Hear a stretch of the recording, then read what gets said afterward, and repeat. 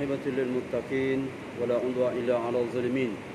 اللهم صل على سيدنا محمد وعلى آله وصحبه أجمعين. رب اشرح لي صدري ويسر لي أمري واحلل عقدة من لساني يفقهوا قولي. ربنا زدنا علما وارزقنا فهما. رب يسر وتعسر يا كريم. لا حول ولا قوة إلا بالله العلي العظيم. Tuan Imam, Tuan Nazir yang dirahmati Allah Subhanahu Wa Taala, izinkan saya pada malam ini untuk bersama dengan tuan-tuan bagi kita sambung perbincangan kita kitab yang bernama Mukhtasar Minhaj Al-Qasidin. Kitab Mukhtasar Minhaj Al-Qasidin. Kita masuk tuan-tuan kitab berkenaan dengan suruh buat baik dan larang buat jahat. Itu dah tajuk dia. Qala rahimahullah, Kitabul al-amri bil ma'rufi wan nahyi 'anil munkari. Telah berkata rahimahullah, bab kitab pada menyatakan menyuruh yang baik dan mencegah daripada yang munkar. Dan hari ini kita sampai tajuk berkenaan dengan faslun fi maratibil inkari wa ba'du ma warada fi. Pasal pada menceritakan peringkat pada menceritakan mengingkari kemungkaran dan juga beberapa hadis yang disebut dengannya. Jadi sebelum ni tuan-tuan kita dah bincang bab suruh orang buat baik, larang buat jahat. Itu dia punya tajuk dia. Kita suruh orang buat baik dan kita larang orang buat jahat. Dan kita dah bincang belum ni, baik tu ialah apa yang Allah suruh. Jahat tu, mungkar tu ialah apa yang Allah larang. Maksud apa yang Allah suruh dan apa yang Allah larang ni ialah benda yang memang betul-betul Allah suruh, dan benda yang betul-betul yang Allah larang. Yang Allah larang yang jelasnya ialah berdusta. Yang Allah suruh diantaranya ialah menunaikan amanah. Itu benda yang Allah suruh. Benda yang Allah larang berdusta. Benda yang Allah larang ialah diantaranya lagi ialah melakukan kemungkaran, melakukan kejahatan, mengumpat, mengeji dan sebagainya. Itu yang Allah larang. Jadi ada yang Allah suruh, ada yang Allah larang. Dan kita dah bincang minggu lepas tuan-tuan bahawa kesimpulan yang kita buat bahawa orang yang baik ni dia kena bersabar. Seperti mana contoh yang diberikan oleh Nabi sallallahu alaihi wasallam berkenaan sekumpulan manusia yang naik kapal. Orang naik kapal yang bawah tu minta air ke orang atas. Orang atas ni biasanya orang baiklah. Orang atas ni biasanya orang baik-baik sebab dia yang jaga air. Umpama orang baik ni dia umpama orang yang jaga air. Jadi dia kena bersabar dengan kerenah orang yang bawah ni yang minta air. Kalau dia tak sabar, akhirnya nanti dia akan tabuk kapal kita tu, tenggelam dia, kita pun tenggelam. Jadi bersabarlah kita. Ululah air kat dia kan. Minta lagi ulu lagi, minta lagi ulu lagi, minta lagi kita worry lagi. Kita ulu je air kepada dia. Sebab apa tuan-tuan? Sebab memang dia tak boleh ambil air sendiri. Tak boleh nak ambil air sendiri. Dia macam tu keadaan dia. Keadaan diri dia tak mampu untuk ambil air sendiri. Jadi kita yang nampak air ni bantulah dia. Tuan-tuan yang dirahmati Allah Subhanahu Wa Taala, hari ini kita sampai berkenaan dengan faslun fi maratibil inkar wa ba'du ma warada fi. Fasal pada menyatakan peringkat-peringkat mengingkari benda yang mungkar. Mungkar ni apa tuan-tuan? Mungkar ni benda yang Allah larang. Peringkat mengingkari benda-benda yang Allah larang dan beberapa hadis berkenaannya. Dia punya martabat. Kita nak beritahu orang bahawa benda itu ialah Allah larang, dia ada martabat juga, ada peringkat-peringkat dia. Dia ada yang tinggi, ada yang rendah. Ada yang tinggi, ada yang rendah. Dan tidak semua orang dia akan mampu untuk suruh buat yang, tidak semua orang yang mampu untuk larang orang buat jahat. Kebanyakan orang dia cuma mampu untuk buat baik, tapi nak larang orang buat jahat ni payah. Nak larang orang buat jahat ni susah. Di sana terdapat hadis baginda sallallahu alaihi wasallam yang berbunyi, man ra'a minkum munkaran falyughayyir biyadihi. Siapa di kalangan kamu yang melihat benda yang Allah larang, iaitu benda yang mungkar, hendaklah ubah dengan tangannya. Fa in lam yastati' fa bil lisani. Kalau dia tak mampu dengan tangan dia, dengan lidahnya. Fa in lam yastati' fa biqalbihi. Kalau dia tak mampu dengan tangannya, dengan hati sahajalah. Tetapi dengan hati ini tuan-tuan, wazalika adhaful iman. Orang yang sekadar niat ke hati dia, maka itu merupakan selemah-lemah iman dia. Hadis baginda sallallahu alaihi wasallam menyatakan bahawa suruh orang buat melarang orang buat jahat ni, dia merupakan benda yang wajib. Larang orang buat mungkar, larang orang buat benda yang Allah togah ni benda yang wajib. Semua orang kena. Dia bukan kerja ustaz, bukan kerja imam, bukan kerja orang tertentu kan. Bukan kerja jawatan agama. Tengah tu kita senang sekarang ni. Kerja jawatan agama dia. Kalau kisah hai. Jawatan agama pun tak tangan dah. Sekarang ni jawatan agama pun dah dicabar. Baru ni berlaku di Selangor. Apabila Jawatan Agama Islam Negeri Selangor menangkap satu kes perbuatan tidak bermoral orang lelaki. Dia buat kat mana? Dia buat perbuatan tak bermoral itu di Bangi.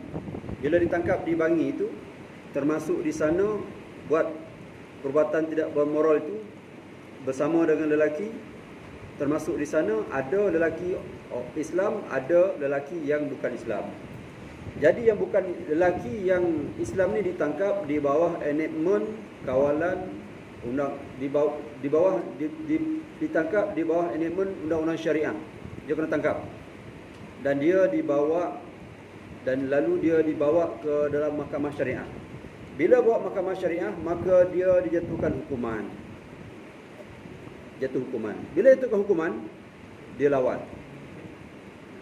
Dia lawan, dia kata bahawa saya telah melakukan satu kesalahan, tetapi kesalahan ini ialah kesalahan jenayah.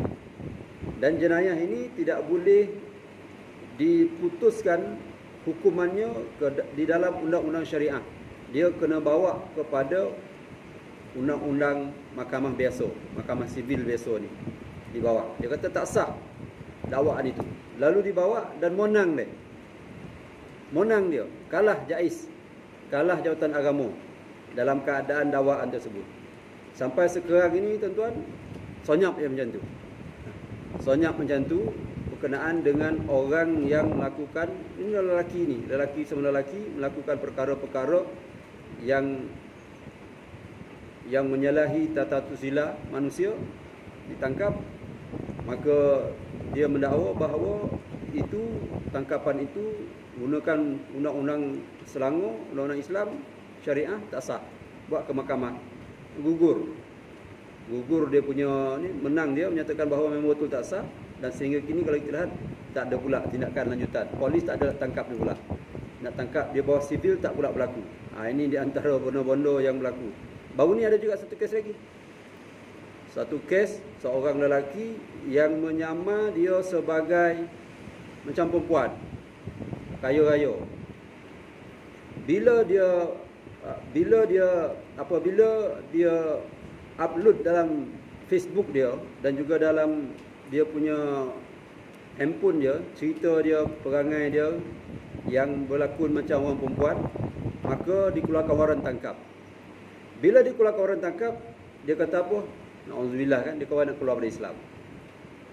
Senang nak keluar dari Islam. Ini contoh-contoh tuan-tuan mungkar yang ada. Contoh-contoh mungkar yang ada. Begitu juga di antara contoh mungkar yang lain ialah baru ni pembukaan tanah. Tadi mungkar daripada sudut satu benda, ini mungkar daripada sudut memegang amanah. Pembukaan tanah diraup. Bukaan tanah, pencerobohan tanah sebanyak ratusan hektar. Tanah diceroboh dan ditanam dengan durian musang king. Berapa ratus hektar ditanam. Dan tanah itu adalah milik kerajaan. Tanah itu milik kerajaan. Kemudian didakwa pemilik kebun Musang King tersebut, dan dia bawa ke mahkamah, dia lawan. Akhirnya mahkamah putuskan kepada mereka itu tidak ada pendakwaan. Maksudnya mereka itu kes itu tergantung di mahkamah begitu. Diberikan penangguhan. Mereka itu diberikan penangguhan. Dan akhir sekali dia masih lagi sedang menunggu hasil durian king mereka. Itu contoh kemungkaran di mana apabila amanah itu tidak dipegang. Itu mungkar tu. Kita nampak benda mungkar ni macam maksiat dosa ya kan. Zina itu menamarak, kita nampak mungkar tu. Tapi di sana ada mungkar-mungkar yang tidak menunaikan amanah. Ataupun di antaranya lagi ialah tuan-tuan, baru ni saya jumpa dengan Timbalan Mufti Negeri Perak. Saya tanya dia, Ustaz,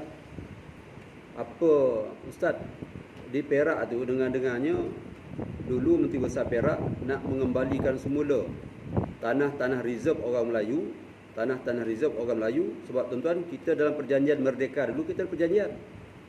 Masa kita merdeka dulu kita ada perjanjian. Perjanjian tu amanah. Siapa yang lawan perjanjian itu, yang langgar perjanjian itu, maka itu benda yang mungkar. Nak kaitkan mungkar tadi lah. Di antara perjanjian tadi ialah menentukan bahagian tertentu dalam negara kita ni sebagai tanah reserve Melayu. Sebagai tanah reserve Melayu. Dan hendaklah siapa yang ambil tanah tadi, kerajaan kalau nak mau troka tanah tadi, nak buat pembangunan dan sebagainya, dia kena ganti balik.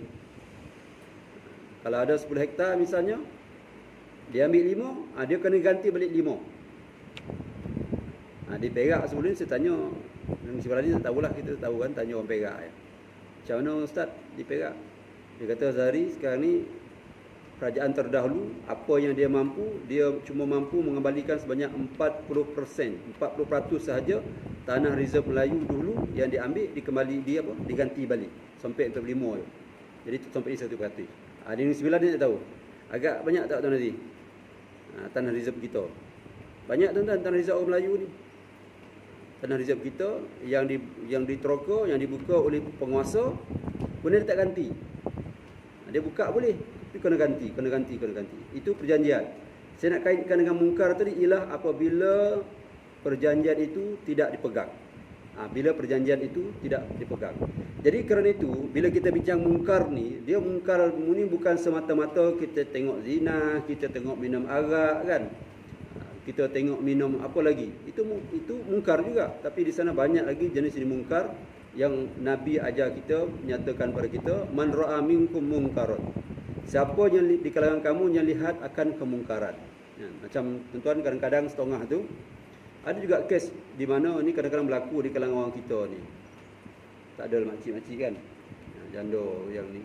Dia nikah dengan seorang lelaki. Kemudian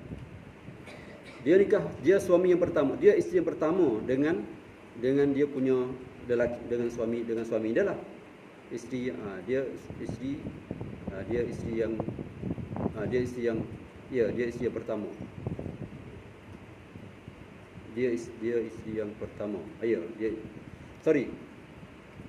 isteri yang pertama ataupun isteri yang kedua. Kemudian suami dia mati.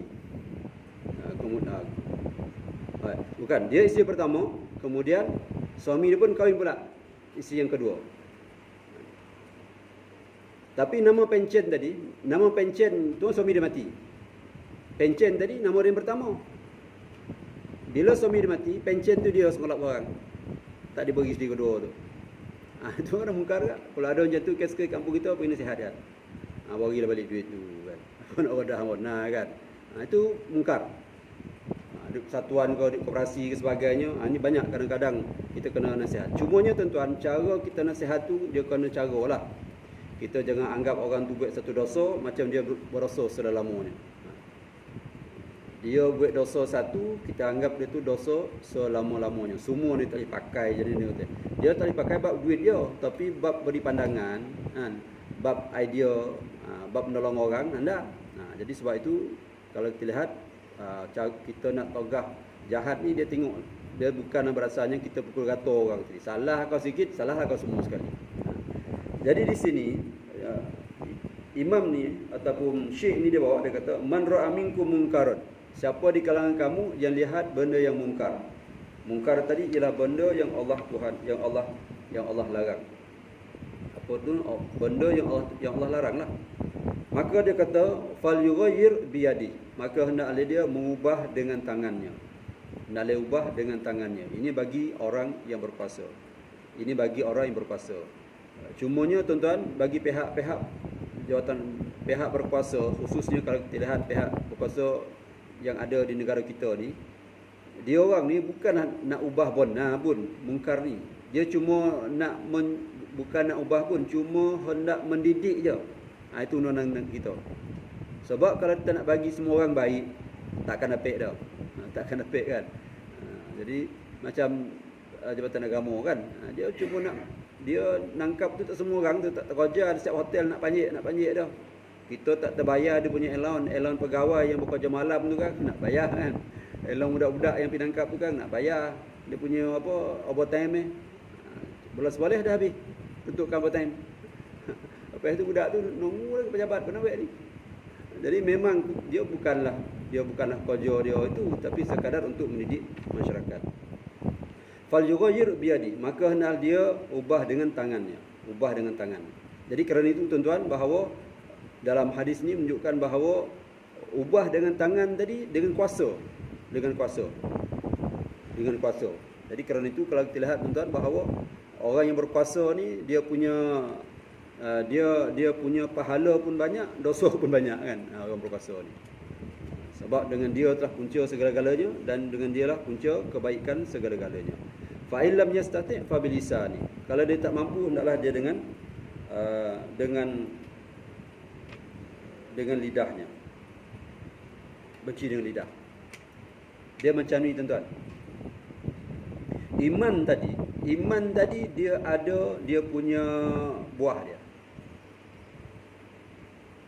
Iman itu ada buah dia, ada hasil dia. Macam pokok kan. Tanam bunga, ada bunga dia. Kalau pokok tu kita tanam, kita nakkan daun dia, ada daun dia. Apa lagi? Semua ada dia punya hasil dia. Iman ni macam tu juga. Iman kita dengan Allah Ta'ala ni ada dia punya hasil dia. Ada dia punya tanda dia, ada dia punya buah dia. Di antara buah iman ataupun tanda iman tadi ataupun hasil iman tadi ialah dia cinta apa yang Allah cinta. Dia cinta apa yang Allah cinta. Maksudnya kalau dia tengok benda yang Allah larang tu berlaku berluasan, dia tak lalap memikir macam mana. Tak lalap nak fikir macam mana. Sebab tu baru ni ada satu masjid dicadangkan, dia buat satu pertandingan di kalangan anak-anak muda ni. Pertandingan di kalangan anak-anak muda ni buat video ringkas. Buat video ringkas berkenaan dengan aktiviti masjid. Nak tackle anak muda ni. Budak-budak ni kan, budak-budak tahun 5, tahun 6 ni yang ni. Payahlah kat dia buat video ringkas. Sebab budak-budak yang tu memang tu yang hidup dia. Video handphone. Itulah hidup dia. Jadi kita buat pertandingan menggunakan handphone dia orang mereka itu, iaitu buat video ringkas. Itu di antara, kalau kita lihat, di antara cara untuk kita sama-sama didik mereka. Kerana apa tuan-tuan? Kerana di situ fa illam yastati' fa bilisani. Kalau dia tak mampu, dia ubah dengan lidahnya. Fa illam yastati' fa biqalbi. Kalau dia tak mampu, hendaklah dengan hati dia. Jadi kalaulah tengok mungkar tadi, hati tak rasa apa-apa, tak rasa takut, tak rasa rorun, tak rasa risau, tidur malam pun seronok, ya tak ada masalah lah. Apa masalah bang? Tak ada masalah dah. Balik kerja, minum teh. Esok pergi kerja balik. Kata tengah hari makan. Kan balik kan, minum teh. Tak ada masalah apa, semua elok, beres jalan je. Tak ada dia terasa masalah yang saya sebutkan tadi tu, tak terfikir langsung deh, tak masuk dalam benak hati dia. Itu malang. Tapi paling kurang dia mesti rasa resah. Maksudnya burak dalam rumah tu, kisah betul lah ayah kau ni.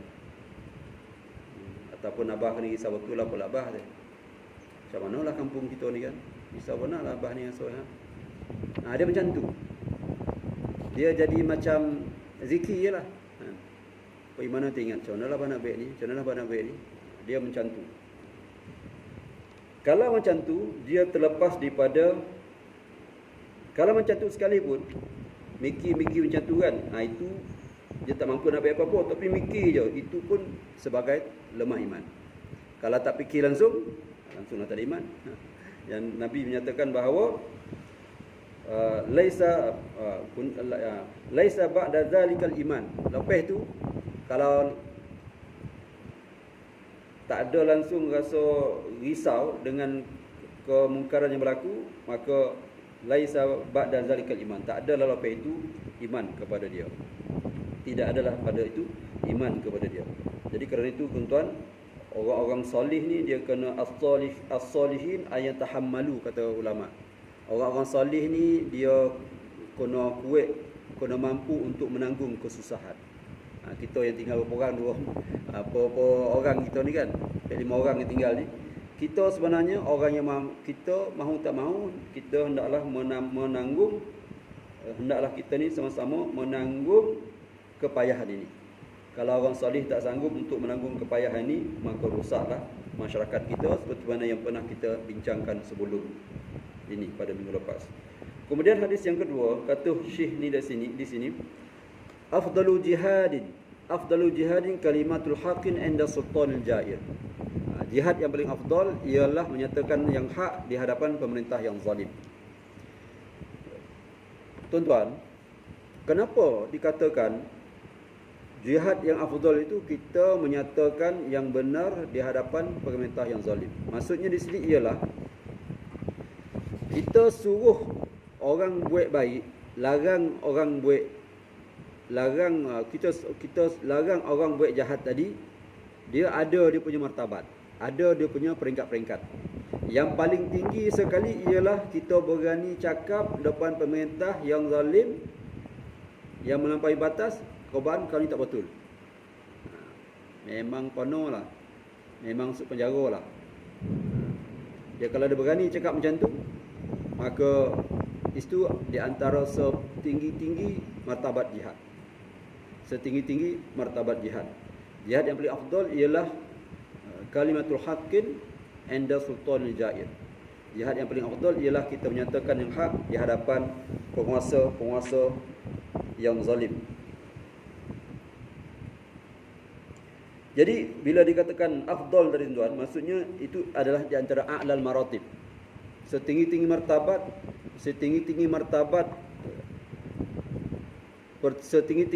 jihad ataupun setinggi-tinggi martabat setinggi-tinggi martabat larang buat jahat tadi ialah kita cakap yang benar di hadapan penguasa yang zalim.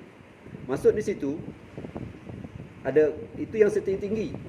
Jadi bukan bererti siapa yang tak mampu untuk cakap di hadapan pemerintah yang zalim, dia tak berani cakap, maka bukan bererti dia tak ada iman, tapi dia tak sampai jihad yang afdal tadi.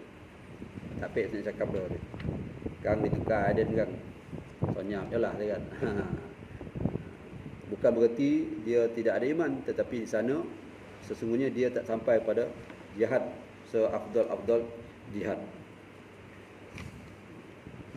Tuan-tuan yang dirahmati Allah Subhanahu Wa Taala, dalam hadis tadi Rasul kata siapa yang lihatnya. Lihat ni maksudnya ialah lihat ni sama ada kita tengok benda mungkar tu dalam bentuk apa? Mungkar tu kita tengok dalam bentuk yang kita dengar ataupun yang bacaan, ataupun kadang-kadang dia hantar apa tu bentuk-bentuk lakonan dan sebagainya. Kerajaan kita tuan-tuan setakat ni dia tak ban filem-filem porno ni yang banyak bertebaran di dalam dunia maya. Dia tak ban. Boleh je tak ban kalau dia nak ban. Tapi tak tahu kenapa tak ban. Ban ni maksudnya dia halang. Dia halang. Negeri China dia boleh buat. Tertentu ada program-program tertentu dia halang. Jadi itu di antara tanggungjawab penguasa. Kena nasihat kepada dia. Kemudian hadis yang seterusnya, wa fi hadisil akhar, hadis yang lain, Dan hadis yang lain kata, "Iza ra'aitum ummati," bila kamu lihat umat aku, tahabul zalim. Umat aku takut kepada yang zalim. Antaqulahu innaka antal zalim. Takut pada orang yang zalim untuk berkata kau ni orang zalim. Kalau ada kau lihat umat aku ni tahabul zalim, dia mula takut kepada yang zalim. Kenapa tuan-tuan? Sebab teras agama kita ni suruh buat baik, larang buat jahat. Itu teras agama kita. Asas agama kita ni, kita suruh orang buat baik dan kita larang orang buat jahat. Kalau kita tak mampu tuan-tuan, kalau kita tak mampu, kita bertahan dengan kebaikan kita. Itu penting tu. Biarlah dia tua mana pun, tapi masjid tetap dia kerja. Sebab dia tak mampu nak cakap ke kau, dan tunjukkan ke kau. Macam tu. Biarlah dia bersikap pun, tapi masjid tetap dia kerja. Kalau dia tak cakap dekat kau pergi masjid, dia tunjuk ke kau kena pergi masjid. Macam tu. Kita bersabar. Kita bersabar, kita bertahan. Sebab kalau kita tak tahan, kita tak sabar, habis je. Tak ada yang tinggal. Nanti kan kita pun hancur, kita punya kita punya tompek pun, kampung kita pun hanyut. Dia kena memang sabar. Orang soleh ni tuan memang sabar. Nabi kan, Nabi payah. Nabi yang dijanji syurga oleh Allah Ta'ala tu bersusah payah untuk menegakkan agama dia. Nabi pun payah. Nabi pun susah kan. Ini kan kita pula. Jadi kerana itu kalau kita lihat bahawa dia suruh larang daripada jahat ni, benda yang buruk ni, benda merupakan tugas para Nabi. Kerana itu kalau kita lihat, baginda menyatakan, "Iza ra'aitum ummati," kalau kau lihat umat aku ni takut kepada orang yang zalim, nak kata kau buat ni tak betul. Kau buat ni tak betul. Macam kita sebagai rakyat ni tuan-tuan, kaedah kita nak ajar penguasa yang tak betul ni, pilihan raya lah. Betul. Satu-satunya kaedah yang kita nak ajar penguasa-penguasa yang zalim, mana-mana kerajaan yang zalim, yang tak adil ni, pilihan raya lah.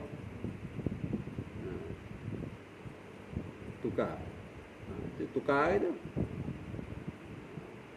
Jadi sekarang itu bahawa mesti ada sesuatu.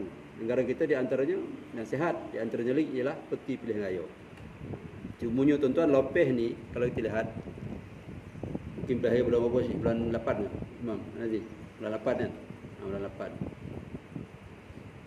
Dongannya bulan 8 tu sebab nanti kita nak elakkan budak-budak yang umur 18 tahun tu kan. 18 tahun tu mengundi. Anggaran tu kan. Tapi nak ceritanya tuan-tuan bahawa kita boleh gunakan peti undi kita tu bagi tekanan kepada penguasa. Dia nak tak asok dia hanya tak ada cak pilih kau dah. Kau bahas macam tu. Tertogak je. Bagilah. Bagi saya nak macam tu kan.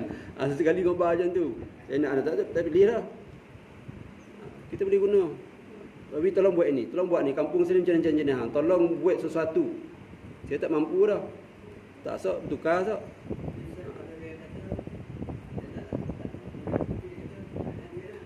Itu masalah itu. Itu yang dikobarkan tadi.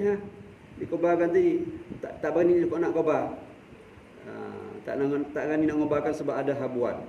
Dia jawab dengan Allah Ta'ala. So itu bukan selama-lama iman. Jadi sebab itu tuan-tuan, kita bila pilih itu, kita bukan pilih atas kebencian.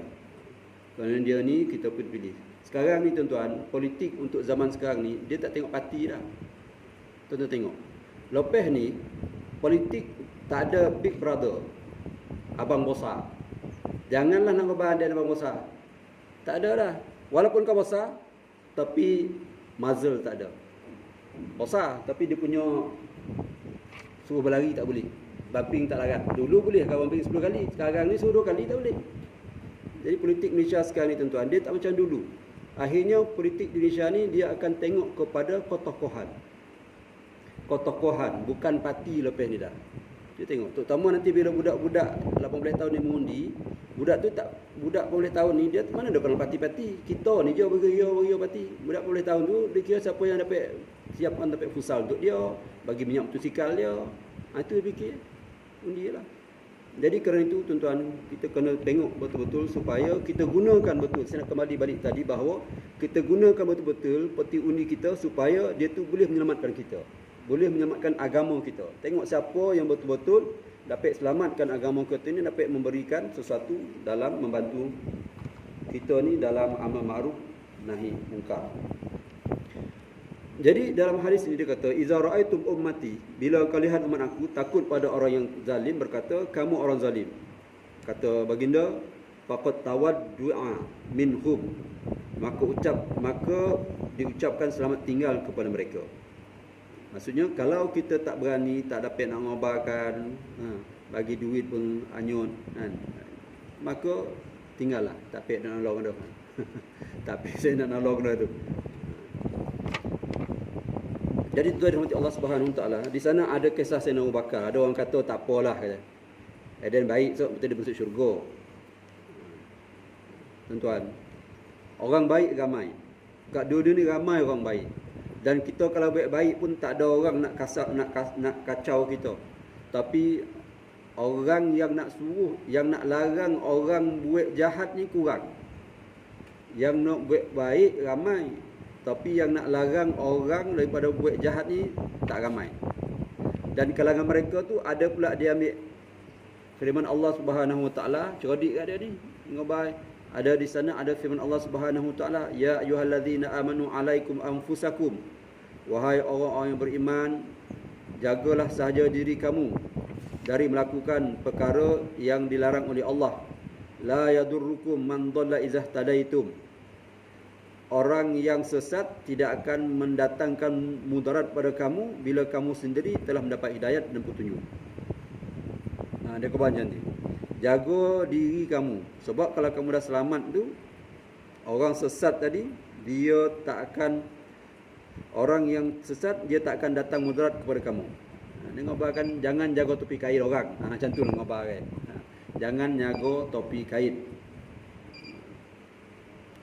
Tapi kalau kita ngobarkan jangan nyago topi kain, saya nak bakal kata Nabi ada ajar, innan nasa iza ra'au munkara wala yughayyiru aw syaqallah ayu ammahumul azab bi'azabi. Bila manusia lihat perkara mungkar tanpa dia cegah, dia ya kan, masing yang penting dia pergi dapat sebelum masjid, dapat pergi haji. Bila manusia lihat perkara mungkar tanpa dia cegah, maka apa berlaku? Allah akan turunkan bala ke atas mereka semua. Bila mungkar tuan-tuan telah menjadi lebih dominan, bila tompek tu jadi mungkar lebih dominan, maka Allah akan turunkan azab. Dan akhirnya di sana ada hadis Nabi SAW, dia kata, Nabi kata, sama ada kau suruh yang baik ataupun cegah yang mungkar, ataupun Allah akan menjadikan orang jahat menguasai kamu. Kalau kita tak suruh, kalau kita tak buat sesuatu, akhirnya besok orang jahat akan menguasai kamu. Pada masa itu, fayad'u khiyarukum, masa itu orang baik di kalangan kamu, fala yustajabu lakum. Masa itu bila orang baik di kalangan kamu berdoa, maka tidak akan didengar pula oleh Allah Subhanahu Wa Taala. Apabila orang yang jahat tu, tompek tu lebih nampak lagi daripada orang baik. Bolehlah kita berdoa, Allah takkan dengar doa kita. Jadi semua ni tuan, bab kita suruh buat baik, bab kita larang buat mungkar ni, dia bukan benda kita nak menyelamatkan orang dia, tapi sampai doa kita pun nanti Allah tak dengar. Nanti latih kita berdoa, Allah tidak mendengar doa kita. Jadi tuan-tuan mana baik kita berdoa Subhanahu Wa Taala, yang penting kita ambil sikit di sini, dan kita orang yang baik ni berteruslah dengan kebaikan kita. Walaupun kita susah, walaupun kita payah, walaupun apa sekalipun, kerana kita niatkan, kalau kita ni hanyut, maka hanyutlah orang lain. Wallahu a'lam tuan-tuan. Mana baik kepada Allah Subhanahu Wa Taala, minta maaf kalau ada salah kata, terkasar bahasa. Aku qouli hadza, astaghfirullahalazim wa lakum. Assalamualaikum warahmatullahi taala wabarakatuh. Alhamdulillah.